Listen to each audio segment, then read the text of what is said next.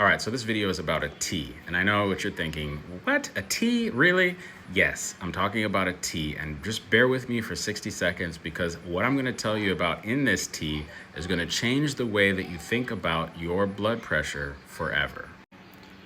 My name is Joel. I'm a registered nurse and a naturopath. I have been in clinical practice for over 20 years, and I've watched people come off blood pressure medication not because of what I told them to, but because they gave their body what it actually was asking for.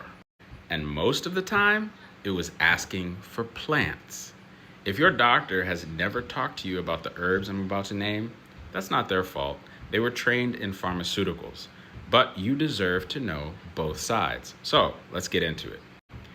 Here's something almost nobody explains to you when you get a high blood pressure diagnosis, that you have two circulatory systems. Two.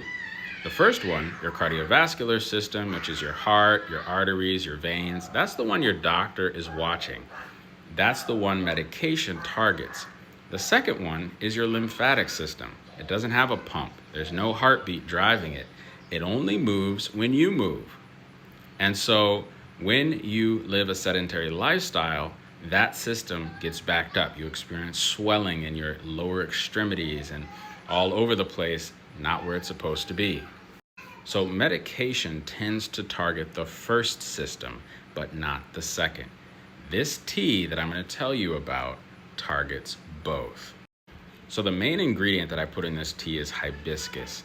Hibiscus, you need to understand, is not just a garnish. This is not a pretty flower in your backyard. This plant has been studied in peer-reviewed clinical trials specifically for blood pressure.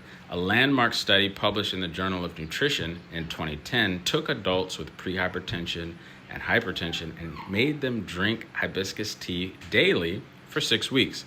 The result was a significant reduction. So in 2015, a meta-analysis reviewed multiple randomized controlled trials and confirmed it. Hibiscus produces a consistent, measurable drop both in systolic and diastolic blood pressure. This is not to be taken instead of your medication. This is to be taken with it. This tea is called Steady. If you'd like your 90-day supply, comment tea in the comments below, and I'll send you the link. On top of that, hibiscus is a gentle, natural diuretic. So if you're struggling with the swelling we talked about, it helps your kidneys release excess sodium and fluid. That same fluid that is pressing against your vessel walls. And unlike pharmaceutical diuretics, it doesn't strip your potassium. It works with your body, not against it. The number 2 ingredient in here is hawthorn berry. This one has been used in European herbal medicine for over 150 years, specifically for the heart. A clinical trial in phytomedicine followed patients with mild hypertension over 16 weeks of hawthorn supplementation. The result, a meaningful and statistically significant reduction in both resting blood pressure and resting heart rate. So here's what makes hawthorn different from every other herb on this list. It's not just lower blood pressure, it strengthens the heart muscle itself. So hawthorn contains oligomeric proanthocyanins, OPCs, and flavonoids that improve the contractile efficiency of the myocardium. Basically makes your heart pump more efficiently. So think about what that means. Most blood pressure issues are not just about pressure. They're about a heart that's overworked, vessels that are stiff and inflamed.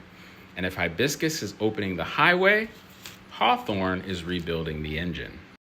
And ingredient number 3 that I threw in here, nettle. Nettle is one of the most mineral-dense plants that exist on the planet.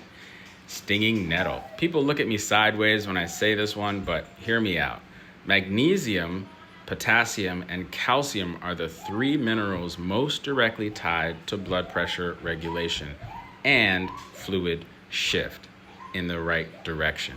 Magnesium relaxes the smooth muscle tissues inside your blood vessel walls, so when magnesium is low, these muscles always stay contracted. Your vessels stay tight and your pressure stays up. Research published in the European Journal of Clinical Nutrition found that magnesium supplementation produced significant reductions in systolic and diastolic blood pressure. Again, this is not instead of your pills. This is in conjunction with. And as your numbers begin to normalize because your body's getting the plants that it's asking for, your doctor will take note, and he or she will start to wean you off of your pills naturally. And the supporting cast, 5 other herbs in this tea blend. Lemongrass, which contains citrol or other compounds shown to reduce inflammation in vascular tissue. Lemon ginger, specially studied for its effects on platelet aggregation, meaning that it helps blood from becoming too thick and too sticky. So that is another anti-inflammatory effect. Chamomile, which is targeting the cause of high blood pressure or high cortisol. And then calendula. This is a lymphatic mover. Remember the second circulatory system? Calendula is one of those most well-guarded herbs in naturopathic medicine for moving lymphatic fluid and reducing inflammation in the vessel walls. It contains triterpenoids. Hey, that's a big mouthful. Don't take notes, just save this video. Save this video and share it with somebody who needs this tea, who needs this information to understand what your body's asking for. And then there's lavender. Research published in the International Journal of Psychiatry in Clinical Practice showed that lavender supplementation significantly reduced cortisol levels.